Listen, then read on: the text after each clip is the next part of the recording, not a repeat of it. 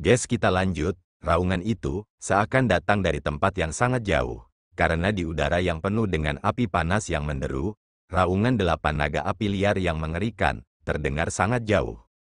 Dan yang dihadapi langsung oleh Ghost Lee dan Lu Sueki adalah api besar yang melesat seperti gelombang pasang yang marah, dan tanah yang dulunya kokoh, sekarang telah benar-benar runtuh dan berubah menjadi neraka lahar. Banyak retakan besar, lahar merah di bawah kaki mereka melonjak dan mengerang, seperti buih laut dari ombak yang pecah menyemprot, menghantam sisa-sisa bebatuan yang terbakar, terus menyala, mengeluarkan suara mendesis. Api yang mendidih, secara luar biasa, telah tiba di hadapan mereka. Dalam situasi putus asa ini, rasanya sudah sulit untuk bernapas. Wajahnya memerah, urat hijau tampak berdenyut sesaat di dahi Ghost Lee. Sebelum banjir besar, kedua matanya melotot lebar, dengan teriakan keras, tongkat Soul Devouring meninggalkan tangannya, melayang di depannya. Pada saat yang sama, kedua tangan Ghost Lee membentuk simbol Buddhisme, tetapi apa yang melayang keluar dari tangannya bukanlah cahaya keemasan hikmat biasa dari jalan sejati Buddhisme kuil Tianyin. Sebaliknya itu adalah cahaya merah gelap dengan jejak yang tidak biasa. Diaktifkan oleh mantranya, Soul Devouring tiba-tiba berdiri tegak, melayang di udara.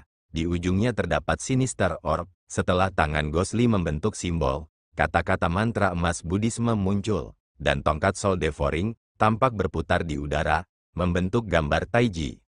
Dan dalam gambar Taiji ini, yang berkelap-kelip bukanlah cahaya terang Taoisme Sekte King Yun, melainkan bercampur dengan berbagai gambar mantra sekte jahat, beberapa sekte yang paling hebat di dunia, akhirnya untuk pertama kalinya, ditampilkan oleh seseorang yang sangat ahli di dalamnya. Dalam cahaya merah, Lu Sueki berdiri diam di belakang Ghost Lee, menatap pria yang tidak menyia-nyiakan usahanya, berhadapan dengannya, naga api yang mengerikan itu, warna biru samar dari Tianya, terpancar dari belakang Ghost Lee. Rambutnya berkibar tertiup angin kencang dan marah. Saat berikutnya, api yang berkobar itu bertabrakan. Pada saat itu, seolah-olah seluruh dunia telah berubah menjadi api, bagaikan tenggelam dalam tungku api besar, menderita jurang kesengsaraan. Api merah tak terbatas melolong di samping telinga mereka, seolah-olah banyak tangan menarik mereka dari segala arah, berniat menghancurkan tubuh mereka hingga berkeping-keping. Seluruh tubuh gemetar, kemudian, di tengah lautan api yang bergolak itu, masih ada cahaya aneh, setelah ditelan, dengan keras kepala, berjuang untuk menyala di lautan api. Emas, hijau tua, merah, 3 warna terang, terpancar dari sang pemakan jiwa di waktu yang sama, membentuk tembok tak kasat mata, di lautan liar yang bagai kiamat ini, melindungi tuannya. Bagaikan sebuah keajaiban, serangan dari 8 naga api gurun yang kelihatannya dapat menghancurkan segalanya, berhasil ditangkis oleh Ghost Lee, bahkan Xiao Hui yang ada di bahunya pun memancarkan cahaya mata merah menyala, menatap ke arah naga api itu sambil meraung marah.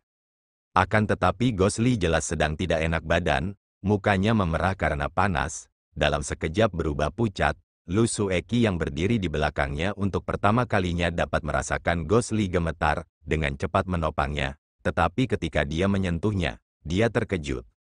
Seluruh tubuh Ghost Lee, anehnya terasa panas, bahkan Lu Sueki dengan kultivasinya, merasakan tangannya terbakar, apalagi Ghost Lee sendiri, dan yang lebih mengejutkan, ketika Lu Sueki membantu tangan Ghost Lee, dia langsung bisa merasakan. Meskipun Ghost Lee masih mempertahankan simbol tangan tetapi tangan dan lengannya, tanpa sadar gemetar. Pukulan ini, sungguh mengerikan, serangan itu kembali dengan tangan kosong, kepala naga api gurun ke-8 bergerak sedikit, tampak terkejut pula, di tengah gunung api ini, kepala besarnya perlahan menunduk. Ia tidak melancarkan serangan lagi tetapi malah melirik kedua manusia tak berarti ini. Di mata sang naga, ada api merah rubi transparan yang istimewa. Teriakan burung phoenix yang tajam dan jernih, cahaya biru melayang, Tianya tiba-tiba melesat keluar dari tangan Lu Sueki, memantulkan sosok itu, melangkah maju, berdiri di depan Ghost Lee, menarik napas dalam-dalam, menghadapi keberadaan yang mengerikan itu dengan tegas. Rambut hitam, masih menari tertiup angin, beberapa helai, diaduk perlahan dalam panas, mendarat di wajah Ghost Lee, meskipun ini adalah tempat seperti neraka kiamat. Wangi samar yang dulu akrab, masih menjalar ke hati. Tatapan mata itu pada saat itu menyapu masa lalu, tak menyadari kobaran api hebat di sekitarnya, melihat masa muda, masa lalu. Di jurang kenangan yang gelap, persis seperti hari ini, seperti kembali lagi ke masa yang dulu polos itu. Di atas kepala naga api 8 gurun, 8 lingkaran cahaya dewa ganas misterius yang berputar, mulai berkelebat, berbagai simbol aneh terpampang samar-samar. Di bawah lingkaran cahaya itu, berkelap-kelip tiada henti. Kepala naga api gurun ke-8 tiba-tiba berhenti, sekuat apapun ia tampak menerima suatu rangsangan, lalu kembali mengeluarkan raungan marah. Teriakan naga itu, bagaikan tsunami, menghantam, dalam sekejap, semua batu sisa di tanah akibat gempa itu mencair dengan cepat dan menjadi lava, dan hanya beberapa saat kemudian, tanah di bawah Ghostly dan Lu Sueki telah berubah sepenuhnya menjadi hamparan lava cair. Bersamaan dengan teriakan naga itu, lautan lava cair, dari gelombang kekacauan awal, seolah-olah menerima tarikan yang sangat besar. Semuanya mulai mengalir ke satu arah pada saat yang bersamaan. Banjir lahar mengalir semakin cepat, uap panas membubung, mengubah bilik batu ini menjadi neraka lahar sungguhan. Tak lama kemudian, kekuatan yang terlalu kuat itu, merobek pusaran besar, api merah di atas lahar membakar dengan ganas menghancurkan segalanya, seperti tarian yang mencapai klimaks. Pusaran air itu makin membesar dan makin dalam, menukik ke bawah, teriakannya yang ditarik keluar oleh derasnya air liar. Dari dalam pusaran air itu, perlahan-lahan memancar keluar, bagaikan suara guntur, makin lama makin keras, dan akhirnya, sudah memekakkan telinga, bahkan menutupi teriakan naga api gurun ke-8 di udara. Saat derasnya lava hampir mencapai klimaksnya, diameter pusaran raksasa itu mencapai beberapa zang. Dari dalam pusaran itu, disertai gemuruh yang memekakkan telinga. Pada saat itu, langit dan bumi bergerak, sebuah kolom api melesat keluar dari pusaran raksasa, seluruhnya terbuat dari lava, diameternya hampir sama dengan 10 orang yang merentangkan tangan mereka, membawa momentum yang mustahil, menyerbu ke arah Lu Sueki dan Ghostly yang tampak tak berarti. Menyapu segala hal, memandang dunia dengan penuh cemoohan. Seolah-olah ini adalah kekuatan yang nyata dan tak tertandingi. Kekuatan api, esensi api, sebelum kolom lahar itu mencapai, Lu Sueki dan Ghostly merasakan kekosongan. Beberapa saat yang lalu ketika mereka masih bersandar pada dinding batu terakhir di sudut, tersiksa oleh kekuatan liar, dinding itu hancur menjadi pecahan-pecahan batu dan berserakan, dan apa yang terungkap di belakang mereka, bukanlah dinding batu yang kokoh, melainkan pecahan-pecahan batu dengan retakan yang memperlihatkan lahar merah panas yang mencair di bawahnya. Dan di atas mereka, terlihat naga api gurun ke-8 yang sedang mengincar mangsanya. Di mana-mana, terdapat lautan api yang berkobar, di bawahnya, terdapat kolom lava yang tak terhentikan. Pedang itu, bagaikan bernyanyi di cakrawala jauh, memancarkan cahaya biru samar, dari 10 tahun, 100 tahun, 1000 tahun lalu dipuji dari mulut ke mulut sepanjang jalan, hingga hari ini, demi orang yang dicintai, menusuk ke depan. Angin dan api bersiul, ia bagaikan peri yang menyelam ke dalam api. Sosok putih dalam cahaya api tiba-tiba muncul, kecantikan luar biasa berwarna cerah, melupakan apa yang dimiliki dunia, hanya di ujung tangan, yang tak pernah sekalipun melupakan kehangatan dan kekokohan, yang menyertai di samping. Pukulan pedang itu, sosoknya maju ke depan, menghadapi angin dan menari, keanggunan yang tiada taraf. Di belakangnya, sebuah nyanyian rendah, tongkat api yang tampak biasa saja, kini melahap jiwa, dari belakang, bersinar dengan cahaya hijau tua, mengejar tianya, terbang bersama dengan pedang biru. Sosok itu, tepat di sampingnya, di lautan api keputusasaan, saling bergantung erat satu sama lain. Pedang tianya bergetar pelan, kecemerlangan bila pedang itu menembus lapisan-lapisan awan dan angin panas, seakan-akan menanggapinya, sang pemakan jiwa pun mengeluarkan teriakan aneh, cahayanya melonjak. Hijau tua, biru, dua warna, di lautan api di sekelilingnya, turun dari langit, namun tanpa ada niat untuk menghindar, malah mengarah ke kolom lava yang menerjang ke langit, ditusuk dari atas. Naga api di udara tiba-tiba meraung, teriakannya panjang, bergemuruh tanpa henti, api di sekitarnya langsung membumbung, seolah ikut menari, menyaksikan pesta kiamat ini. Dua sosok yang tampak menyatu menjadi satu, biru kehijauan tua yang meleleh dan kusut jadi satu, bagaikan meteor yang jatuh, bertabrakan dengan kolom lava. Betapa megahnya, bagaikan kembang api besar yang meledak, seluruh lautan lava bergolak dan menyembur, melesat tinggi ke angkasa. Kolom api besar itu tampak mengamuk dengan gila-gilaan di ruang yang sudah sempit ini, menghancurkan semua yang bisa dihancurkannya. Hanya saja, ada satu aliran cahaya cemerlang, yang ditembakkan langsung ke dalam kolom itu. Setelah momen berikutnya, waktu terasa berjalan lama sekali, waktu membeku. Lahar yang mengalir deras itu perlahan turun. Lava cair yang berputar cepat itu melambat. Pusaran besar itu mulai mengecil, hanya kolom api yang mengerikan itu, yang masih terhenti di atas lautan lava, berhenti sejenak. Cahaya biru kehijauan gelap, tiba-tiba dari satu sisi kolom api menembus lubang keluar, melesat keluar. Saat berikutnya, disertai erangan rendah, suara banyak lubang kecil terus muncul, cahaya biru kehijauan gelap melesat keluar dengan gembira tanpa henti.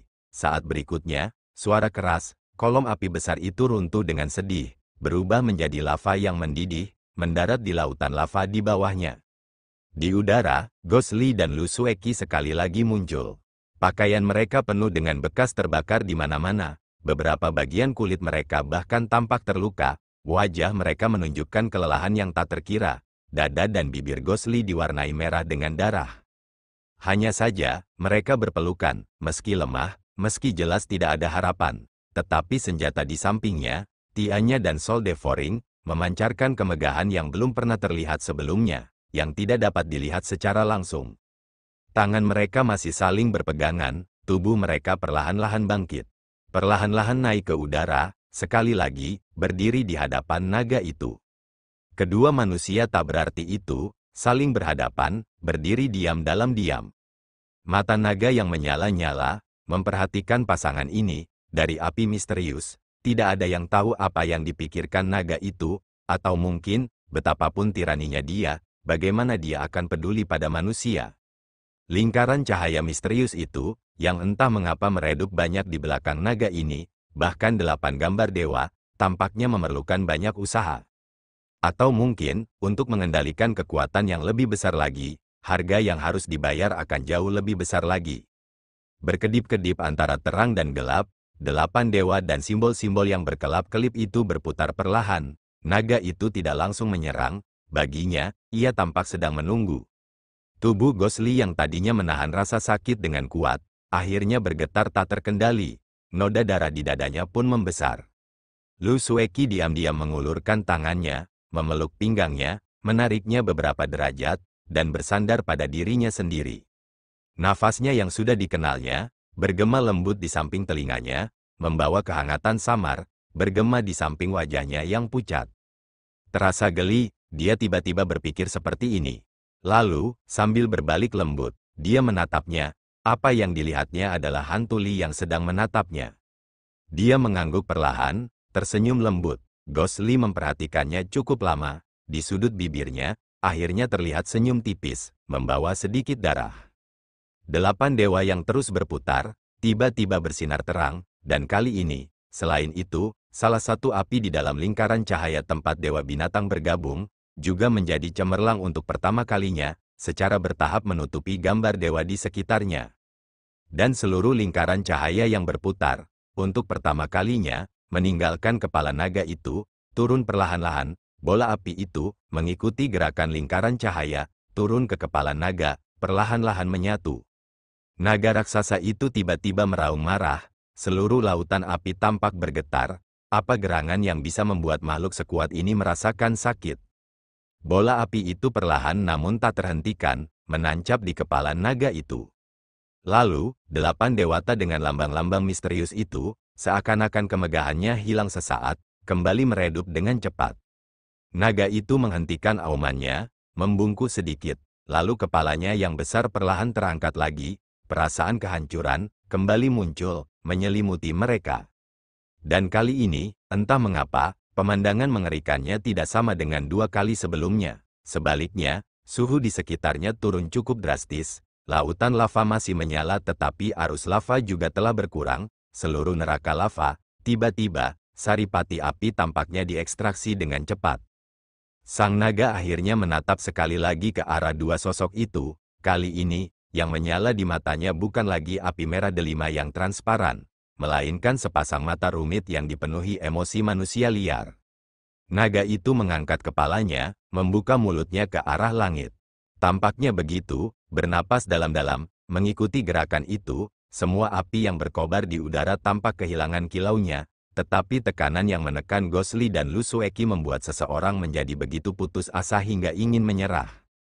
Dari mulut sang naga, tiba-tiba, sebuah aliran cahaya memancar. Itu bukanlah cahaya api, itu adalah api murni yang sejati. Tanpa kotoran apapun, tanpa keributan apapun, yang paling mengerikan di dunia dan juga yang paling murni, api murni, yang dapat menghancurkan apapun di dunia. Tanpa ada panas yang hilang, hanya kolom api berbentuk lingkaran sempurna seukuran manusia, murni seperti batu giok, yang mengarah ke mereka. Tiannya di tangan Lu Sueki, perlahan jatuh, Soul Devouring di samping tiannya, juga melayang kembali ke Gosli, cahaya hijau tua dan biru, perlahan surut. Tidak ada kekuatan manusia yang dapat menghalangi api murni yang tak terhentikan ini. Api itu, mendekat sedikit demi sedikit, Lu Sueki diam-diam mendongak, tidak lagi melihat ke sisi itu, di matanya, hanya ada satu orang, dan wajah itu. Ia menatap dalam-dalam, dengan senyum tipis di bibirnya, enggan untuk melewatkan sekecil apapun, seolah berniat mengukirnya dalam hati, dalam jiwa, hingga setelah 1000 tahun 10.000 kehidupan, tak mampu melupakan lagi. Api itu, mendekat, lengan baju Gosli, tanpa peringatan apapun, berubah menjadi abu kelabu, berserakan, lalu seluruh pakaian lengannya pun hancur. Hanya saja, keinginannya masih belum terpenuhi. Dia tertawa getir pelan, sambil memegang erat tangan yang hangat dan lembut itu. Tiba-tiba cahaya menyambar dari api itu, bagaikan meteor yang meledak, seberkas cahaya api menyambar pikirannya, dalam sekejap terjadilah kekacauan. Lu Sueki segera merasakan kegelisahan dalam diri Gosli, tanpa sadar menarik tangannya, hampir pada saat yang bersamaan, api murni, sudah berada di samping mereka, tampak segera, menyelimuti tubuh mereka. Gosli tiba-tiba berteriak saat itu juga, menarik dengan kuat, menarik Lu Sueki ke belakangnya. Lu Sueki berteriak kaget, namun tidak berniat untuk melarikan diri sendiri, sebaliknya memegang tangan Gosli lebih erat. Dan pada momen percikan batu api itu, tangan Gosli tiba-tiba memiliki sebuah objek giok tapi tidak seperti giok, dikelilingi oleh giok, sebuah gambar api primitif di tengahnya, itu adalah cermin Inferno. Saat berikutnya, api murni itu menghantam cermin Inferno. 8 dewa yang ada di kejauhan tiba-tiba berguncang, naga yang sangat kuat dan kejam itu, kepalanya yang mengerikan tiba-tiba tertahan, segalanya tampak terhenti.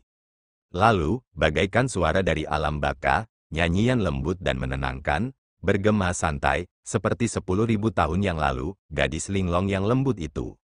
Cermin Inferno menyala, api menghisap, seakan-akan dihidupkan kembali, di bawah nyala api murni, seakan mengalirkan vitalitas tak terbatas, dengan rakus menghisap saripati api paling murni di dunia ini.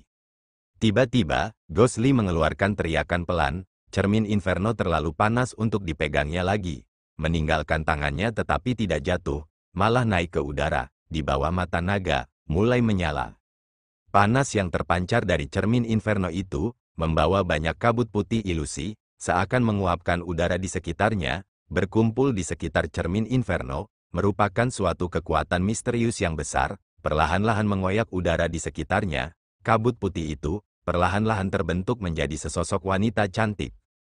Sosok itu adalah seorang perempuan berpakaian sederhana, sedang memegang tongkat di tangannya. Wajahnya sama persis dengan patung yang berjaga di luar goa. Bagaikan teriakan yang menyayat hati, sang naga sekali lagi memperlihatkan penderitaannya. Kemudian, sebuah bola api muncul dari kepala sang naga, cahaya api itu menyebar, memperlihatkan tubuh sang dewa binatang, namun jika dilihat sekarang, tubuh sang dewa binatang telah layu, seakan-akan telah mencapai akhir hayatnya. Hanya saja, sepasang mata yang bersungguh-sungguh itu, nyatanya tidak pernah berubah selama 10.000 tahun, dia telah melupakan semua hal di dunia, di matanya hanya ada wanita berkabut itu.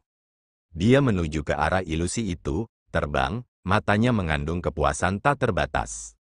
Cermin Inferno berputar pelan, ilusi linglong tampak tersenyum pula, membuka lengannya, memeluknya. Melihatnya, mereka akan segera berpelukan, tetapi di belakang Dewa Binatang, terdengar raungan yang menggetarkan bumi. Tak terkendali, sang naga, sekilas mengenali musuhnya, tubuh yang pernah dihancurkannya, membuatnya secara intuitif menyerang. Bernapas dalam-dalam, napas naga itu panjang, raut wajah hantu Li dan Lu Sueki berubah, tetapi Dewa Binatang tampaknya telah melupakan keadaan di sekelilingnya, atau mungkin, kalaupun dia tahu, apakah dia masih akan peduli? Dia melompat, dalam kabut itu sebenarnya bukan ilusi, dia benar-benar bisa memeluk tubuh itu. Linglong, dia memanggil dengan suara pelan, seperti anak kecil, memejamkan mata karena puas. Linglong tersenyum, dan dengan lembut merapikan rambutnya. Naga raksasa itu meraung dengan marah, api yang berkobar tiba-tiba datang dan menelan segalanya. Kedua sosok itu, di lautan api, perlahan menghilang, namun, tidak ada rasa sakit, sebaliknya yang perlahan terungkap adalah kebahagiaan. Dalam cahaya api, cermin inferno tiba-tiba muncul, jatuh dari udara, tepat di samping tangan Ghostly. Ghostly dalam keterkejutannya, tanpa sadar mengulurkan tangan untuk menangkapnya, dan pada saat yang sama, di mana naga itu berada, seolah-olah kehilangan dukungan dari suatu kekuatan, celah besar itu mulai menyusut. Naga itu kembali meraung marah, penuh keengganan, tetapi bahkan ia tidak dapat menahan diri untuk tidak ditelan lagi ke dalam ruang misterius itu. Namun, pada saat terakhir, penuh kebencian untuk menghancurkan, ke arah ruang ini, ia mencurahkan api mengerikan terakhirnya. Langit runtuh dan bumi hancur. Pada saat itu juga, seluruh lava meledak, ruang batu mencair seluruhnya, ruang yang luas bagaikan pasir mulai runtuh. Di saat yang bersamaan, banjir lava yang dahsyat mengalir deras, menyerbu ke segala arah. Ghostly dan Lu Sueki menyaksikan kejadian kiamat ini, namun mereka tak lagi punya kekuatan untuk melarikan diri. Namun pada saat ini, cermin inferno tiba-tiba memancarkan lingkaran cahaya hangat murni, mengelilingi mereka berdua, membungkus mereka dalam cahaya ini, dengan cepat naik ke atas. Dan di bawah mereka, segalanya berubah menjadi api. Seluruh 10.000 gunung dan daratan yang tak terbatas, jajaran gunung yang tak terhitung jumlahnya, seolah-olah pada saat itu juga, mendengar gemuruh kegilaan itu. Puncak gunung yang terbakar yang menjulang tinggi selama 10.000 tahun, dalam lava cair yang mengamuk, secara bertahap runtuh, dan lava cair yang telah meledak ke langit, langsung menuju cakrawala. Di bawah kiamat api, di pintu masuk gua, Blackwood tercengang, dan Black Tiger malah tertawa terbahak-bahak, berteriak keras, "Hari ini telah tiba, hari ini telah tiba." Blackwood melotot dan berteriak, "Apakah kamu gila?" Harimau hitam tertawa terbahak-bahak, namun tiba-tiba membeku. Keduanya terkejut secara bersamaan, kemudian, di hadapan mereka, patung batu linglong yang telah berjaga selama 10.000 tahun, runtuh dalam sekejap, pecah menjadi potongan-potongan kecil yang tak terhitung jumlahnya, lalu ditelan oleh gelombang lava yang menyapu, dan lenyap. Harimau hitam melolong ke langit, sikapnya seperti orang gila, "Nona, Nona, tunggu aku datang." Dan di bawah sana, nafas Blackwood terasa berat dan gelisah. Tiba-tiba dia berteriak, "Tidak, tidak, aku tidak boleh seperti ini, aku masih punya urusan yang belum selesai." Setelah berbicara, Blackwood tiba-tiba berbalik, terbang dalam sekejap, meninggalkan tempat yang akan segera dihancurkan ini. Harimau hitam tidak peduli dengan kepergian kayu hitam, tubuhnya yang besar berjaga di depan gua, tertawa terbahak-bahak ke langit. Tak lama kemudian, pecahan-pecahan batu yang tak terhitung jumlahnya dan banjir lahar yang dahsyat menelan sosoknya. Bumi seakan berguncang, binatang buas dan burung yang tak terhitung jumlahnya panik. Puncak gunung yang tinggi ini, dalam gemuruh yang memekakkan telinga, dalam debu hitam pekat, runtuh dengan gemuruh. Langit di Cakrawala mulai turun hujan, hujan api. Di 10.000 gunung besar, hujan turun selama 3 hari 3 malam. Di lembah Fensiang, di aula gunung dan sungai yang megah, saat ini hanya ada keheningan, selain Li Sun dan sekelompok murid elit yang telah memasuki 10.000 gunung besar yang misterius. Kali ini sebagian besar murid lembah, baik yang dijadwalkan untuk berpatroli di lapangan, atau belajar di kamar mereka sendiri, tidak banyak yang akan datang ke aula guru lembah Fensiang ini. Tempat ini selain larut malam, saat ini adalah saat yang paling sunyi dari seluruh hari di aula gunung dan sungai. Namun, ada dua sosok, berdiri di pintu masuk aula, dalam diam, menatap cakrawala selatan. Di ujung cakrawala, jauh di dalam 10.000 gunung besar yang misterius dan berbahaya, sebuah kolom api raksasa melesat ke angkasa, membawa serta desiran lava merah cair dan awan abu hitam, bongkahan-bongkahan batu yang tak terhitung jumlahnya bercampur di dalamnya, terangkat tinggi oleh kekuatan yang sangat besar lalu seperti letusan, menyembur ke segala arah. Meskipun terpisah oleh jarak yang jauh, mereka seakan merasakan gemuruh amarah yang memekakkan telinga yang bergema di antara langit dan bumi. Bahkan di bawah kaki mereka, mereka samar-samar dapat merasakan bumi bergetar. Sudah seperti ini pada jarak lebih dari 1.000 mil, lokasi di mana letusan terjadi jauh di dalam 10.000 gunung besar. Pemandangan macam apa itu? Tidak seorang pun yang tahu, setidaknya 2 orang yang berdiri di dalam aula, tidak tahu. Yun Yilan tampak acuh tak acuh. Setelah sekian lama, dia tidak berbicara sepatah kata pun, diam-diam memperhatikan pilar api raksasa yang telah meletus beberapa lama, namun masih belum menunjukkan tanda-tanda melemah, dan orang yang berdiri di belakangnya adalah adik laki-lakinya Sang Guance, yang juga sedang memperhatikan pilar api tersebut, tetapi raut wajahnya jelas jauh lebih rumit. Ekspresinya juga berubah-ubah antara gelap dan terang. Waktu yang lama, di dalam keheningan, kegelapan datang dengan pelan. Langit berangsur-angsur menjadi gelap, beberapa murid melewati tempat ini namun segera menyadari suasana yang tidak biasa dan cepat-cepat mundur, hingga pada akhirnya, menyusul lenyapnya sinar terakhir cahaya senja, bahkan jika memandang ke kejauhan, kejadian aneh di cakrawala, berangsur-angsur menjadi tidak jelas. Jauh di sana, di suatu sudut lembah Fenxiang, terdengar teriakan serangga yang pelan, tidak teratur, terdengar dekat namun jauh. Tidak tahu apa yang dipanggilnya namun melengkapi apa yang ada di dalam aula sungai gunung yang luas. Suasana sunyi bagai embun beku. Sosok Yun Yilan dalam bayangan, bergerak dan kemudian perlahan berbalik. Sang Guance menatapnya dengan tenang, tatapan Yun Yilan bertemu dengannya dan kemudian entah mengapa, berbalik, perlahan melangkah masuk ke aula.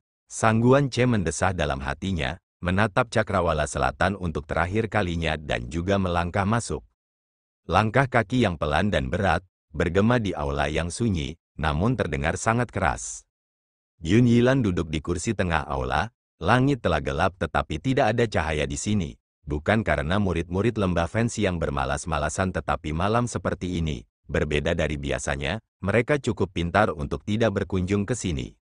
Yun Yilan duduk dalam kegelapan, wajahnya tampak kabur. Setelah waktu yang lama, dia tiba-tiba berbicara, tidak menyangka. Ternyata ada seseorang di dunia ini yang dapat menghancurkan gua kuno penakluk iblis, mampu menghancurkan penjahat itu. Sang Guance duduk di bawah Yun Yilan, meskipun dia lebih muda darinya. Namun wajahnya jauh lebih pucat daripada Yun Yilan. Hanya suaranya saja yang tampak jauh lebih normal daripada Yun Yilan. Dia berkata dengan acuh tak acuh, karena daksuan dari Sekte King Yun mampu melukai Dewa Binatang dengan parah. Sekarang seseorang telah memikirkan cara untuk membunuh iblis binatang. Ini bukanlah sesuatu yang mengherankan. Yun Yilan terdiam cukup lama, tak berbicara. Namun setelah beberapa lama, ia tertawa getir, menggelengkan kepala dan berkata, ramalan manusia pada akhirnya tetap kalah dengan rencana langit, usaha ratusan tahun, sia-sia begitu saja. Sang Guance ragu sejenak, seolah diam-diam merenungkan kata-kata yang tepat, lalu berkata perlahan, mungkin, masih ada metode lain di Fenxiang Jade Volume. Yun Yilan mendengus, Sang Guance segera menutup mulutnya. Suasana menjadi sedikit canggung tetapi Yun Yilan jelas masih dalam suasana hati yang buruk, tidak mempunyai sedikit pun niat untuk meredakan keadaan, hanya duduk diam di sana, tidak berbicara sepatah kata pun. Wajah Sang Guance yang menua, kerutan-kerutannya tampak semakin dalam bayangan, matanya memantulkan kilatan yang rumit. Namun tidak tahu apa sebenarnya yang sedang dipikirkannya. Setelah waktu yang lama, Yun Yilan tiba-tiba memanggil, adik Sang Guan. Sang Guance terkejut dan berkata, apa? Yun Yilan berkata dengan acuh tak acuh, yang lain tidak mengerti. Tetapi rahasia di lembah Fenxiangku, hanya kita berdua yang mengetahuinya dengan jelas. Alasan mengapa leluhur kita memutuskan untuk mendirikan sekte di lembah Fenxiang yang terpencil di perbatasan selatan ini, kau pasti tahu. Kan? Sang Guance mendesah, ada sedikit rasa lelah dalam suaranya. Katanya, itu karena sang pendiri menemukan reruntuhan, altar neraka, milik suku dukun perbatasan selatan kuno, dan dari sana menemukan kekuatan dukun rahasia yang kuat dan aneh. Yun Yilan mengangguk pelan, berkata, benar sekali. Karena itulah, sekte lembah Fancy yang mulai berakar dan tumbuh di tanah terpencil di perbatasan selatan, berdiri kokoh dan berkembang hingga hari ini, berbagai mantra dukun misterius kuno, di atas keterampilan jalan sejati yang diwariskan oleh generasi leluhur kita, menciptakan status dan reputasi yang dinikmati lembah Fancy yang kita saat ini. Berbicara sampai di sini, suara Yun Yilan tiba-tiba berubah suram. Namun dalam beberapa ratus tahun terakhir, meskipun para leluhur kita telah menghabiskan usaha mereka, dalam mantra dukun suku dukun perbatasan selatan, kekuatan terkuat, api surga, kita hanya mampu memahami puncak gunung esnya. Ekspresinya perlahan berubah menjadi marah, dan berkata dengan dingin, ketika aku mengambil alih sebagai kepala lembah, aku pernah bersumpah di hadapan leluhur kita, bahwa aku pasti akan mengungkap rahasia suku dukun api surga, dan memimpin lembah Fancy yang kita untuk mendominasi dunia, menjadi pemimpin banyak orang. Namun, aku tidak pernah menyangka, sekarang bukan hanya tidak demikian, bahkan satu-satunya kunci untuk menjelajahi api surga, formasi Inferno 8 buas yang ditinggalkan oleh suku dukun, semuanya hancur, dan terlebih lagi, bahkan cermin Inferno yang paling penting, juga hilang. Dalam kegelapan, tubuh Sangguan Ce tiba-tiba bergetar. "Pa!" Sebuah suara renyah terdengar dari tangan Yun Yilan. Dalam amarahnya, dia telah mematahkan lengan kursi. Di aula, hening sejenak. Setelah sekian lama, Yun Yilan menghela napas panjang, perlahan berdiri, nadanya muram, berkata, hari itu ketika terjebak di sudut yang sempit, secara kebetulan dari buku-buku kuno perbatasan selatan, menemukan bahwa selain altar Inferno, ada formasi lain di gua kuno penakluk iblis, dan menetas rencana dengan harimau. Masalah hari ini sangat disayangkan. Dia menghela napas panjang, kelelahan yang tak terjelaskan terlihat di wajahnya. Di luar aula yang sepi, selain suara serangga, tidak ada suara lain. Para murid itu, sebagian besar pasti sudah tidur nyenyak. Siapa yang tahu, pada malam ini, dua orang tua akan duduk dengan tenang di aula. Yun Yilan nampak gelisah hari ini, sikap tenangnya yang dulu telah hilang sama sekali, menampakkan pikirannya yang kacau, mondar-mandir beberapa kali, dan akhirnya setelah menghela napas ke langit, tertawa getir dan menggelengkan kepalanya, tidak mengatakan apa-apa lalu berjalan menuju aula belakang. Sangguan Ce duduk di sana tak bergerak, menyaksikan Yun Yilan hendak menghilang ke dalam aula belakang yang remang-remang gelap, tiba-tiba kilatan di matanya, seolah ragu-ragu, akhirnya membuat keputusan dan berdiri. Kakak senior, sosok Yun Yilan berhenti sejenak, lalu berbalik dan berkata dengan acuh tak acuh, ada apa? Sangguan Ce berkata perlahan, seakan-akan setiap kata telah dipikirkan dengan saksama di dalam benaknya. Setelah dipikirkan dengan saksama, masih ada harapan untuk masalah ini. Yun Yilan mengangkat alisnya dan berkata, apa yang kamu katakan? Sangguan Ce, seakan-akan mulutnya telah kering, menggerakkan tenggorokannya dan berkata perlahan, sekarang dunia sudah tahu ada dua tempat yang pernah memiliki formasi itu, altar Inferno dan gua penakluk iblis, telah hancur. Untuk mempelajari teka-teki, api surga, dari formasi ini, aku khawatir itu hanya peluang yang sangat kecil.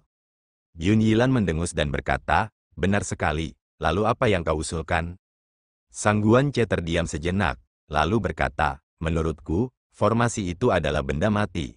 Kalau cara ini tidak memungkinkan, mungkin kita bisa mendapatkannya dari orang ini. Yun Yilan agak tidak sabar, dan berkata, orang mana yang masih tahu? Tiba-tiba matanya membesar, ekspresinya berubah serius. Setelah terdiam beberapa saat, dia berkata perlahan, maksudmu setelah gua penakluk iblis runtuh, masih ada orang dari suku dukun perbatasan selatan yang selamat. Sangguan Ce menarik napas dalam-dalam, seakan ada sesuatu yang berat menekan dadanya. Namun sesaat kemudian, dia melanjutkan, aku tidak begitu yakin. Namun dari dugaanku, setelah gua itu berubah menjadi abu, para penyintas suku dukun yang bukan manusia atau iblis, salah satu dari mereka, kemungkinan besar tidak akan rela binasa bersamanya. Dia perlahan mengangkat kepalanya, suaranya entah mengapa menjadi serak, berkata, kalau tidak salah, orang ini mungkin selamat. Kalau begitu, orang ini pasti di dunia ini, orang yang paling tahu tentang mantra-mantra dukun misterius suku dukun kuno. Kita bisa mendapatkan sesuatu dari orang ini, mungkin ada kemungkinan. Yun Yilan terdiam, tetapi wajahnya berangsur-angsur menjadi lebih cerah dan fokus. Setelah waktu yang lama, dia mengangguk dan berkata, "Benar sekali, saudara junior, kamu benar-benar memiliki wawasan yang tajam. Meskipun kemungkinannya tidak besar, itu lebih baik daripada tidak memiliki harapan. Kalau begitu, maka aku akan menyusahkanmu untuk melakukan perjalanan ke 10.000 gunung besar, terutama untuk mengunjungi tempat ini dan pada saat yang sama, melihat bagaimana keadaan Suner dan yang lainnya. Perjalanannya ini, menghadapi peristiwa perubahan yang begitu besar, tidak seperti yang dapat kita prediksi, itu juga sulit baginya." Sang Guanche mendesah pelan dalam hatinya, lalu berdiri, mengangguk dan berkata, "Ya." Yun Yilan meliriknya, lalu tiba-tiba tersenyum dan berkata, "Adik laki-laki, tadi adikmu sedang tidak dalam suasana hati yang baik. Aku bisa saja mengatakan sesuatu yang tidak pantas, jangan dimasukkan ke dalam hati." Sang Guanche menggelengkan kepalanya dan berkata, "Kakak senior, kamu terlalu baik, aku tidak akan melakukannya." Yun Yilan tersenyum dan mengangguk, lalu berbalik dan berjalan ke aula belakang, menghilang dalam bayangan. Di aula yang luas itu, hanya menyisakan seorang sosok, berdiri diam. Kegelapan diam-diam menyapu, menelan sosoknya, perbatasan selatan, 10.000 gunung besar. Suara gemuruh yang memekakkan telinga yang bergema di antara langit dan bumi, gemuruh gunung berapi yang membuat bumi berguncang. Akhirnya setelah 3 hari 3 malam meletus, berangsur-angsur melemah. Langit penuh api dan hujan bagaikan pemandangan kiamat, entah kapan akan berakhir. Yang ada hanya puncak-puncak gunung, sungai-sungai, daratan, di mana-mana ada bekas-bekas kebakaran, jika dilihat dari jauh, seperti ada gunung berapi yang berkobar di daratan yang menyedihkan ini. Hanya saja, awan gelap di Cakrawala akhirnya sirna, sinar mentari yang hangat kembali menyinari daratan ini. Bahkan dari jauh, udara masih mengandung jejak bau belerang yang menyengat, tetapi saat ini, angin sepoi-sepoi yang bertiup dari dalam, sebagian besar, adalah bau segar. Segala sesuatu pada akhirnya harus berakhir. Siang dan malam, silih berganti, perubahan posisi bintang-bintang. Siapakah yang dapat melihat perubahan-perubahan kehidupan di dunia? Gugusan bintang berkelap-kelip, awal terbitnya bulan yang terang. Angin sepoi-sepoi angin malam, pepohonan bergoyang bergelombang. Malam yang damai, diam-diam turun di sini. Teriakan pelan bagai bayi yang sedang tertidur, tanpa sadar ia mengulurkan tangannya. Apa yang ditangkapnya? Kulitnya yang hangat, terus-menerus, tepat di sampingnya, kokoh dan tak pernah meninggalkannya.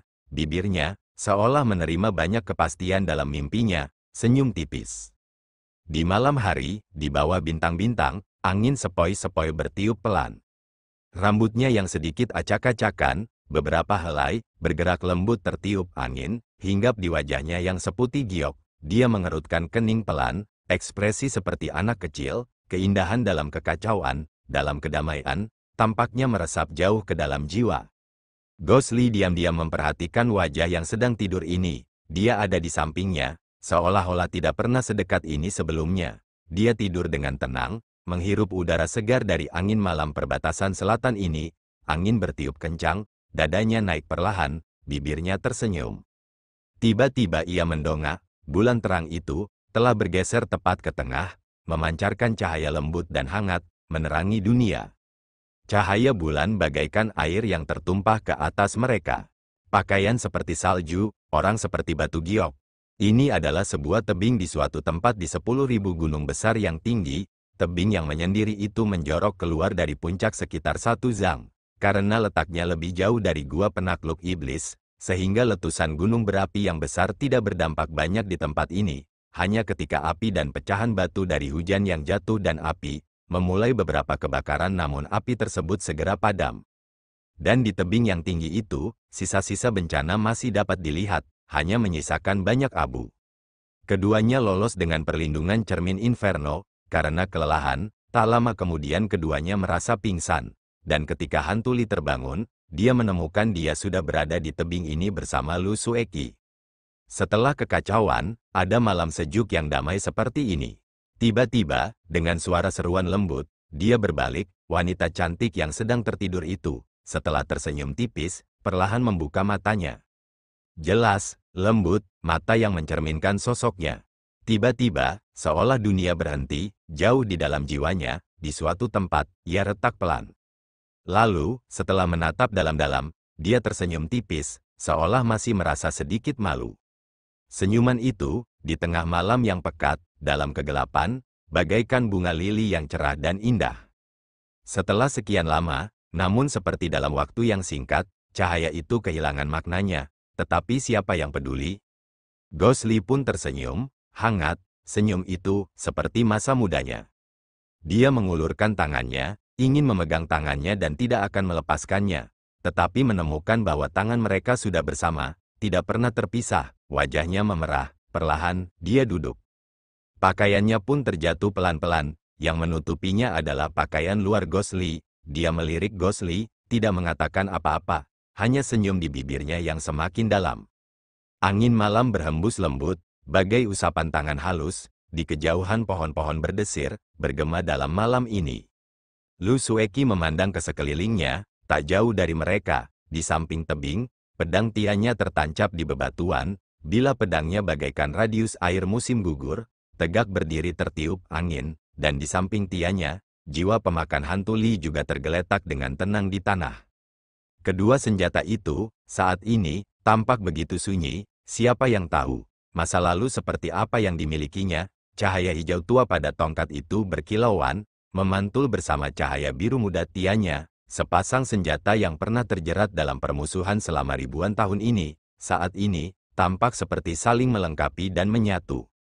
Terdengar suara gemuruh pelan di belakang, keduanya menoleh, sosok besar melintas di hutan, itu adalah Tao Ti. Ia tampak terganggu oleh suaranya tetapi segera, suara yang familiar terdengar, seolah menghiburnya. Setelah beberapa saat, Tao Ti menjadi tenang dan tidak bersuara lagi. Keduanya berbalik dan saling memandang, Ghostly sedikit ragu-ragu, lalu berkata, itu Tao Ti. Aku datang untuk itu, besok, aku harus. Kemudian dia tidak meneruskan lagi, karena pada saat itu sebuah tangan yang lembut dan rupawan, dengan lembut menutup mulutnya. Ia langsung terdiam, tubuhnya tampak gemetar, angin malam berhembus, rambutnya berkibar, di matanya, di malam seperti ini, tampak kabur. Namun, senyum itu tidak pernah hilang, Lu Sueki hanya tersenyum dan menatapnya dalam-dalam, inilah lelaki yang telah dicarinya berkali-kali dalam mimpinya. Setelah sekian lama, dia berkata dengan ringan dan pelan, jangan pedulikan hari esok, oke? Malam bagaikan embun beku, turun ke dunia fana. Ghostly menatapnya kosong, memperhatikan wajah yang tak tertandingi dan senyum hangat itu, memperhatikan kekeras-kepalaan dan kesedihan samar di balik senyum itu. Angin malam masih bertiup, rambutnya di bahunya, menari lembut, wangi samar, tertinggal di udara. Tubuhnya memang kurus kering, namun kecantikannya itulah yang dapat terhapuskan oleh berbagai perubahan kehidupan di dunia fana. Jangan pedulikan hari esok, baiklah, bulan terang, bintang berlimpah. Malam itu tak berbatas, dia memegang tangannya, dalam telapak tangannya. Cakrawala yang tak terbatas, siapa yang akan peduli dengan kebahagiaan kecil ini di dunia ini? Tubuhnya yang kurus kering, seakan-akan gemetar diterpa angin, emosinya berdenyut diam-diam, seolah-olah waktu telah melangkah selama ribuan ratus tahun dalam sungai waktu. Di Bukit Qingyun, lembah bambu kecil, malam yang larut, langit hitam pekat membeku, awan gelap pekat terlihat bergerak tak jelas di langit. Dari kegelapan yang tak terbatas, hujan turun dengan tenang, dan bahkan di Cakrawala, gemuruh guntur terdengar, tidak tahu apakah badai yang lebih dahsyat akan datang. Para pengikut sekte Qingyun yang pergi ke perbatasan selatan, telah kembali selama beberapa hari. Lu Sueki yang telah bertemu dengan guru dan para tetuanya, kembali ke lembah bambu kecil, dan tak pernah sekalipun muncul. Bahkan arus bawah di sekte Qingyun mengenai hilangnya pendeta Dao Xuan dan Tian Buyi. Dia tampaknya tidak menyadarinya sama sekali. Lembah bambu kecil yang elok nan agung, tetap tenang seperti sedia kala sejak 1000 tahun yang lalu. Bambu-bambu tinggi yang menutupi sekujur gunung, pada malam badai ini, seperti biasa disenandungkan bunyi-bunyian bambu, diam-diam mengamati orang-orang di puncak ini. Lampu minyak rumah kecil, cahaya lilin bersinar.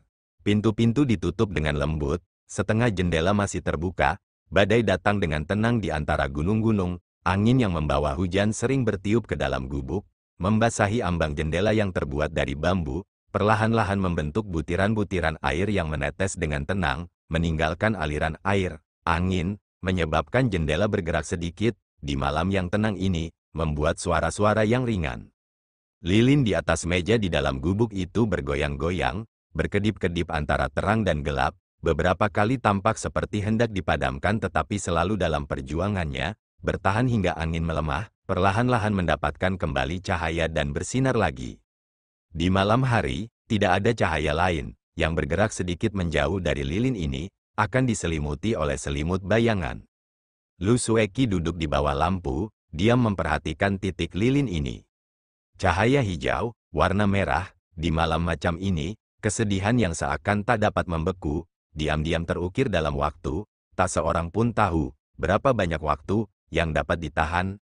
Di luar pintu, terdengar langkah kaki yang ringan, kepala Lu Sueki bergerak sedikit, hembusan angin bertiup dari jendela, cahaya lilin di atas meja bergoyang dan memanjang, helaian rambutnya juga berkibar lembut tertiup angin.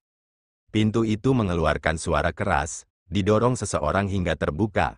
Badai di luar gubuk itu tiba-tiba berubah kencang, seolah-olah angin tiba-tiba berubah lebih kencang, hendak menyerbu ke dalam gubuk itu. Untunglah, setelah itu, orang itu sudah masuk ke dalam gubuk itu dan berbalik untuk menutup pintu, menghalangi badai keluar sekaligus mengembalikan kedamaian di gubuk itu. Lu Sueki berdiri, menundukkan kepalanya sedikit, dan berkata, "Kakak senior, mengapa kamu ada di sini?" Itu Wen Min, dia melirik Lu Sueki, berjalan ke meja, mendesah dan berkata, "Sejak kembali, aku jarang melihatmu keluar dari pintu ini. Kalau aku masih tidak mengunjungimu, aku khawatir aku bahkan tidak akan tahu bagaimana keadaanmu sekarang." Lu Sueki mendongak ke arah Wen Min, melihat senyum di bibirnya, matanya lembut, jelas dipenuhi dengan kekhawatiran. Dia tertawa pelan dan berkata, "Apa yang bisa terjadi padaku? Terima kasih banyak atas perhatian kakak senior." Wen Min menatapnya lama, melihat bahwa selain wajahnya yang sedikit pucat, vitalitasnya masih seperti biasa. Ia merasa lega, lalu berkata, "Adik perempuan, aku senang kamu baik-baik saja, tetapi sebagai adik perempuanmu, melihat keadaanmu sekarang, aku benar-benar sakit hati. Dan, sejak kembali, kamu hanya bertemu guru pada hari yang sama dan kemudian mengurung diri di ruangan ini, tidak akan pernah menemuinya lagi. Apapun yang terjadi, kamu tidak boleh menyalahkan guru dalam hatimu. Kamu harus tahu, kita semua dibesarkan olehnya." Lu Sueki menggelengkan kepalanya dan berkata, "Kakak senior, apa yang kau katakan? Aku sama sekali tidak berani menyalahkan guru. Aku tidak berani menjenguk guru karena aku tahu aku tidak berbakti. Takut membuat guru marah dan mempengaruhi kesehatannya." Wen Min terkejut, menatap Lu Sueki. Setelah waktu yang lama, ekspresinya menjadi rumit, ingin berbicara tetapi terhenti, pada akhirnya hanya menghela nafas dan berdiri. Tepat di cakrawala, kilat menyambar lewat, disusul gemuruh guntur, bagai suara kain sutra yang robek, seakan-akan tepat di atas kepala mereka, bunyinya bergema lama sekali. Angin di luar ruangan tampak makin tegang. Wen Min mengerutkan kening, berjalan ke jendela, melirik keluar, dan berkata, "Lihatlah cuaca ini, sepertinya hujan akan semakin deras." Lu Sueki berdiri, berjalan perlahan ke jendela, berdiri di samping Wen Min, memandang keluar. Di tengah malam, dua sosok ramping, berdiri bersama, memandangi malam yang gelap pekat dan badai yang tak berujung. Di kejauhan, bambu-bambu berdesir mengeluarkan bunyi, sasa, suara hujan yang menghantam daun-daun bambu, terdengar samar-samar. Untuk sesaat, entah apakah mereka tenggelam dalam ketenangan ini, keduanya terdiam. Setelah beberapa lama, Wen Min menarik napas dalam-dalam, tersenyum dan berkata, "Ngomong-ngomong, sudah lama kita tidak menyaksikan hujan bersama seperti ini, kan?" Lu Sueki tersenyum dan berkata, "Ya, sebenarnya aku juga ingat. Aku tumbuh saat aku masih kecil. Pada awalnya, kakak senior, kamulah yang merawatku. Saat itu aku masih muda, setiap kali ada badai di malam hari. Ketika guntur bergemuruh, aku sangat takut." Dia perlahan membalikkan badannya, matanya penuh kelembutan, dan berkata pelan, "Setiap kali, kakak perempuanmu yang membawaku duduk di dekat jendela untuk menyaksikan hujan bersama, mengatakan kepadaku agar tidak takut." Wen Min menggelengkan kepalanya dan tertawa meskipun dia tidak suka, lalu dengan lembut membelai rambut Lu Sueki di bahunya, mendesah dan berkata, "Dalam sekejap, kamu sudah tumbuh dewasa. Lu Sueki merasakan tangan Wenmin menepuk bahunya pelan, seakan dari sana terpancar kehangatan. Setelah terdiam beberapa saat, Lu Sueki menatap kakak perempuannya dan berkata, "Kakak perempuan, jika ada yang ingin kau katakan, silakan katakan." Wenmin terkejut, tertawa getir, dan berkata, "Aku tahu kamu selalu cerdas, tidak ada yang bisa disembunyikan darimu."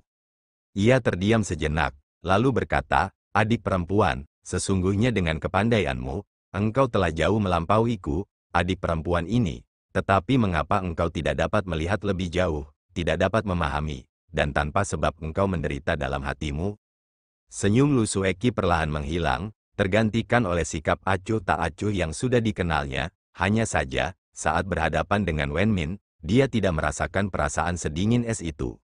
"Aku tidak menderita," Lu Sueki menatap malam di luar jendela, dan berkata dengan suara pelan seperti itu. Wenmin tertegun, Lu Sueki menatap jauh ke kejauhan, tidak tahu kemana dia menatap, tetapi dalam kata-kata dan nadanya, jelas sekali, "Aku tidak pernah menderita, saudari senior. Alasan sekte kami mewariskan Tao kepada kami adalah agar kami bebas dari kekhawatiran, pikiran kami bebas, untuk memahami ciptaan, untuk mencari umur panjang, bukan?" Wenmin mengangguk dan berkata, "Benar sekali. Sebenarnya, dalam perjalanan kultivasi, aliran Taoisme kita mirip dengan aliran Buddha."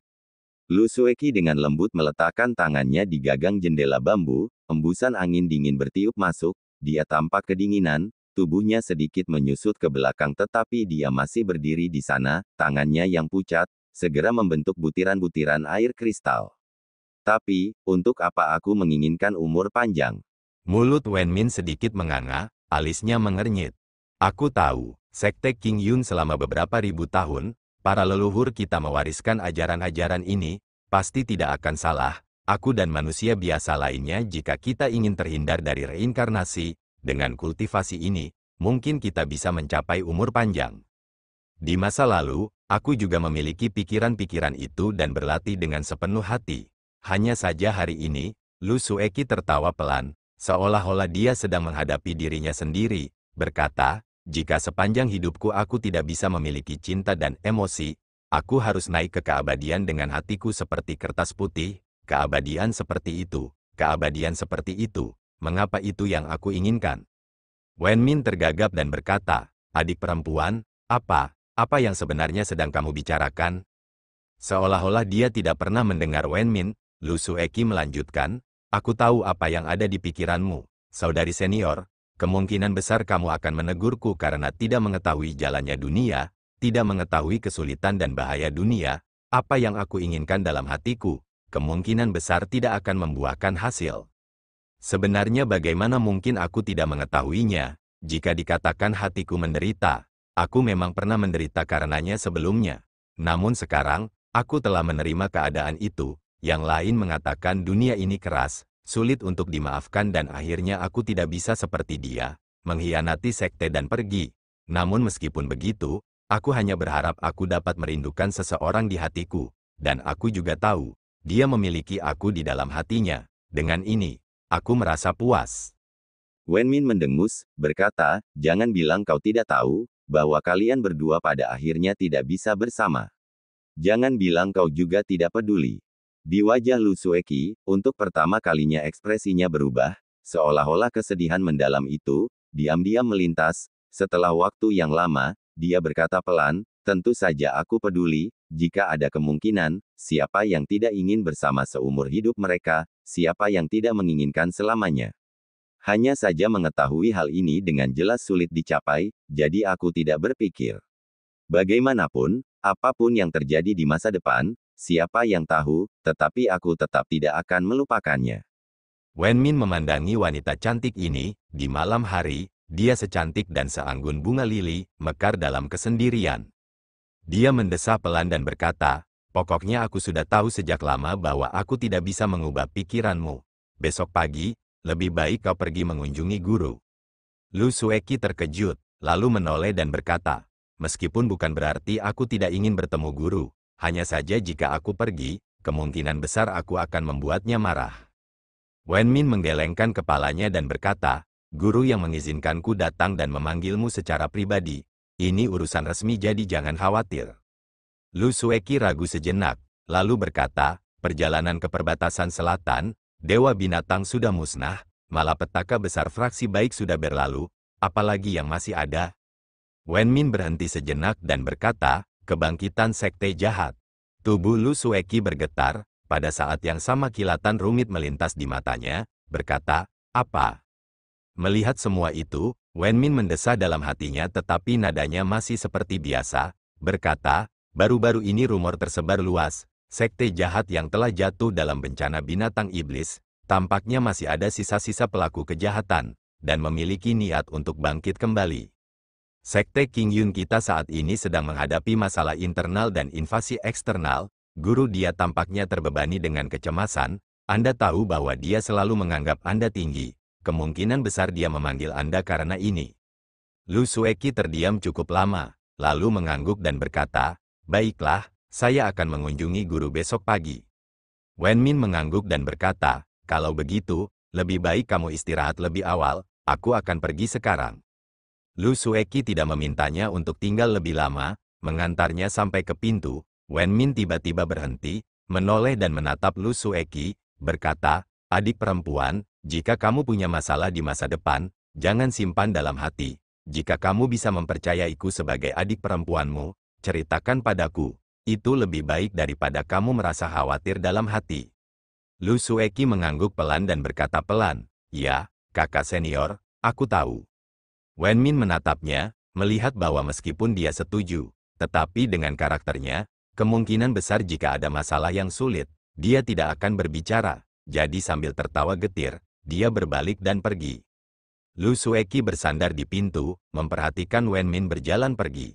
Ia perlahan mengalihkan pandangan, melihat malam segelap tinta, angin dan hujan berdesakan dan berderai desir, langit dan bumi yang sunyi, seakan memancarkan suasana suram.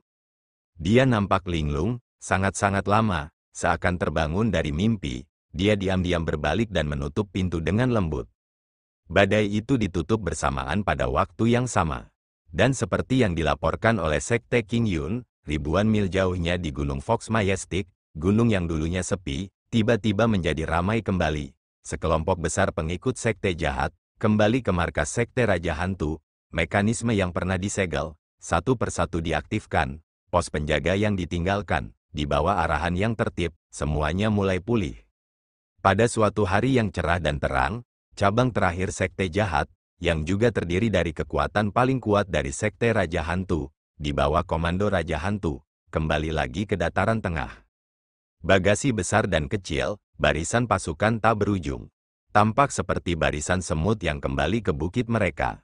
Dan di dalam pasukan ini, yang paling menarik perhatian adalah setiap beberapa zang, akan ada ratusan lebih pengikut yang mengawal hewan-hewan besar tertentu, bagian luarnya ditutupi dengan kain abu-abu tebal, memperlihatkan bentuk persegi panjang yang sangat besar, dan di bawah kain, kadang-kadang terdengar raungan yang dalam dan menakutkan, raungan itu ganas dan penuh amarah, tetapi untuk beberapa alasan, mendengarnya, raungan itu lemah, seolah-olah itu adalah hewan aneh yang sangat kelelahan. Objek misterius yang besar ini, segera diangkut oleh para pengikut Sekte Jahat yang sudah familiar dengan jalan menuju ke Gunung Fox Majestic, gua gunung besar tempat Sekte Raja Hantu telah beroperasi selama beberapa generasi, di udara, meninggalkan dan berangsur-angsur menjauh, suara lengkingan dan raungan menyedihkan dari hewan-hewan aneh tak dikenal yang bergema pelan, di saat yang sama, karena suatu alasan tertiup angin, bau darah yang aneh, menyebar keluar dari sekeliling, terbawa angin. Raja Hantu dengan kedua tangannya terkatup di belakang, berdiri di sisi gua, menyaksikan saat hewan besar misterius terakhir diangkut jauh ke dalam gua, tampak tanpa ekspresi. Sekilas, dia tampak sama saja, hanya saja bagian samping rambutnya yang sudah memutih karena putrinya, tampak bertambah panjang. Di belakangnya berdiri dua orang, satu adalah Youji, masih diselimuti cadar hitam, terdiam, sedangkan satu lagi yang tubuhnya sepenuhnya tertutup warna hitam, adalah Tuan Hantu. Ketika sebagian besar murid sudah masuk ke dalam gua, sejumlah orang segera berlari untuk melapor pada Raja Hantu. Raja Hantu tidak berkata apa-apa, hanya mengangguk, para murid pun segera bubar. Di bawah perintah tanpa suara, mekanisme batu besar di pintu masuk gua perlahan turun, menghalangi sinar matahari yang masuk ke dunia luar. Raja Hantu dalam kegelapan, mengembuskan napas pelan, bau gua yang familiar ini. Di dalam terowongan gua yang dalam, lampu menyala perlahan, itu adalah seorang murid, satu persatu, menyalakan obor api yang tergantung di atas terowongan, di bawah cahaya kuning yang familiar, bayangan mulai muncul dan bergetar. Di belakangnya, Youji melangkah maju dan berkata dengan lembut, "Ketua Sekte, apakah kau ingin pergi melihat Ghostly?" Mata Raja Hantu berbinar dan berkata, "Setelah aku kembali, aku tidak melihatnya. Di mana dia?" Youji berkata pelan, "Dia ada di Biao selama ini." Raja Hantu hendak melangkah maju, lalu berhenti sejenak, lalu pada saat berikutnya berkata, "Aku akan pergi sendiri, kalian semua tidak perlu ikut." Youji pun mengakui, memperhatikan Raja Hantu berjalan menjauh, hingga sosok itu menghilang. Dia berbalik, dan terkejut, bayangan misterius di sampingnya, telah menghilang. Di balik cadar hitam, alis Youji perlahan mengernyit, tatapan rumit terpancar di matanya. Di luar ruang batu sedingin es jauh di dalam gua, benar-benar berbeda dengan suasana ramai di luar, tidak ada kebisingan di sini, seperti keheningan biasa, atau mungkin bagi sebagian orang, tempat ini bahkan lebih dari itu, yaitu kesepian. Raja Hantu berdiri di luar ruangan itu untuk waktu yang sangat lama, menghadap pintu batu itu. Karena suatu alasan, dia tidak pernah mengangkat tangannya untuk membukanya. Pintu batu tebal itu berdiri tegak di hadapannya tetapi matanya seolah menatap melewati batu kokoh itu. Di balik pintu itu, di mana udara dingin menusuk, apakah putrinya masih terbaring damai di sana? Sekuat-kuatnya orang seperti dia, akankah dia memiliki saat-saat lemah, tidak mau menghadapi putrinya sendiri? Tanpa mengetahui berapa lama waktu telah berlalu, waktu berlalu begitu saja. Tubuh Raja Hantu bergerak, perlahan mengulurkan tangannya, mengaktifkan mekanisme, terdengar gemuruh pelan yang dalam, pintu batu di hadapannya perlahan terbuka. Semburan udara dingin menerpa wajahnya, sulur kabut putih berembus di dalam ruangan. Raja Hantu melangkah masuk, pintu batu di belakangnya tertutup lagi. Semuanya masih sama, tubuh itu terbaring tenang di sana, termasuk lelaki yang dalam ingatannya selalu duduk di sana. Ghostly tidak menoleh untuk melihat, dia masih memperhatikan Biao, dan Ghost King juga tidak berbicara, diam-diam berjalan ke sisi lain peron, memperhatikan putrinya. Biao masih terbaring damai dengan senyum tipis di bibirnya, di mana kedua tangannya disilangkan di depan tubuhnya, harta karun sekte jahat mistis Hehuan Bell, diam-diam tergeletak di tangannya. Cahaya keemasan samar-samar tampak bersinar dari lonceng, memancarkan sinar panjang dan pendek. Ruangan yang sangat sunyi itu, entah mengapa, selalu membuat orang memiliki kesan yang salah. Dari suatu tempat yang bergema pelan, suara lonceng yang jernih dan tajam, tetapi mendengarkan dengan saksama, selalu tidak dapat menemukan jejaknya. Pada cahaya redup yang terus-menerus berkilauan pada lonceng itu, seperti mata yang lembut dan halus, memperhatikan kedua pria ini di ruangan itu. "Hari-hari ini aku tidak ada di sini. Apakah dia masih sehat?" Raja Hantu bertanya dengan samar. Tatapannya, sejak dia masuk, selalu tertuju pada putrinya. Ghostly perlahan mengangkat kepalanya, menatap Ghost King. Tatapan Ghost King dari sosok Biao beralih menatap Ghostly. Tatapan mata kedua lelaki itu bertemu di udara, bagaikan angin dan guntur yang tak bersuara. Di antara mereka, tangan Biao, cahaya dari lonceng Hehuan, berputar lembut. "Dia baik-baik saja." Ghostly berdiri dan berkata dengan acuh tak acuh. Raja Hantu mengangguk dan berkata, "Dengan kehadiranmu, aku merasa sangat yakin." Dia berhenti sejenak, lalu berkata, "Perjalananmu ke perbatasan selatan, apakah kau berhasil mendapatkan berita tentang seni luar biasa Soul Return?" Ekspresi sedih melintas di wajah Ghostly, menggelengkan kepalanya. Ghost King terdiam, menatap Biao, mendesah pelan. Perjalanan Ghostly ke perbatasan selatan kali ini, jelas sekali untuk mengejar Dewa Binatang dan atas perintah rahasia Ghost King, menangkap Taoti di samping Dewa Binatang. Tetapi percakapan mereka sekarang, sepertinya mereka sudah lama melupakan masalah ini. Di dalam ruangan, lagi-lagi terjadi keheningan. Pada akhirnya, wajah Raja Hantu berubah serius, dan berkata dengan acuh tak acuh, "Aku masih perlu berbicara denganmu, tetapi tidak nyaman di sini, lebih baik kita keluar." Ghostly mengangguk, tidak berbicara, dengan satu tatapan terakhir ke arah Biao, Entah mengapa, rasa bersalah melintas di matanya dan kemudian berbalik dan berjalan keluar. Ghost King di belakangnya, berjalan keluar. Pintu berat itu perlahan tertutup, sekali lagi menjebak keheningan di ruang batu besar yang dingin. Hanya menyisakan cahaya redup Hehuan Bell yang berputar. Dua insan berjalan bersama dalam terowongan yang luas. Di sepanjang jalan, murid-murid yang berpapasan dengan mereka memberi jalan, menundukkan kepala, langkah kaki mereka bergema pelan. Melewati beberapa sudut, mereka berdua tiba di kediaman hantu Li. Raja hantu melirik ke arah hantu Li, seperti merasakan sesuatu. Hantu Li mengerutkan kening namun tidak melihat ke arah raja hantu. Setelah ragu-ragu sejenak, dia pun membuka pintu. Dua di antara mereka masuk, jeritan yang tak asing dari Xiao Hui, disertai beberapa raungan aneh. Tao Ti yang dulu mengikuti Dewa Binatang, saat ini sedang tergeletak di lantai kamar Ghost Li. Hanya saja ia tampak lesu, menutup kedua matanya yang besar, tak bergerak di lantai. Sebaliknya Xiao Hui lah yang seperti biasa, meloncat-loncat mengitari Tao Ti, menyentuhnya di sebelah kiri, memukulnya di sebelah kanan, dan sesaat kemudian menarik ekornya atau menepuk-nepuk kepalanya. Lebih dari itu, kadang-kadang ia bahkan meletakkan tangannya ke dalam mulut Tao Ti yang berdarah, menarik mulutnya, mengintip dengan rasa ingin tahu.